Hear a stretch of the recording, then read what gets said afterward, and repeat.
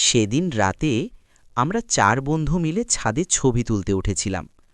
শুরুর দিকে সবকিছুই ছিল একদম স্বাভাবিক, হাসি, মজা, আড্ডা। কিন্তু ছাদে উঠতেই চোখে পড়ল একটা অদ্ভুত জিনিস। একপাশে ভাঙাচোরা আসবাব, আর তার মাঝে একটা পুরনো খাট। রিয়া হঠাৎ বলল, চলো এ খাটে শুয়ে একটা ছবি তুলি। আমরা সবাই মিলে খাটে শুয়ে পড়লাম। আমি আমার নতুন ফোন দিয়ে ছবি তুললাম। সব কিছু ঠিকই ছিল, কিন্তু ছবিটা দেখার পর আমাদের হাসি থেমে গেল। ছবির পেছনের অন্ধকারে একটা অবয়ব দেখা যাচ্ছিল। মনে হচ্ছিল ওটা আমাদের দিকেই তাকিয়ে আছে। আরও ভয়ঙ্কর ব্যাপার, ছবির কিছু জিনিস বদলে গিয়েছিল।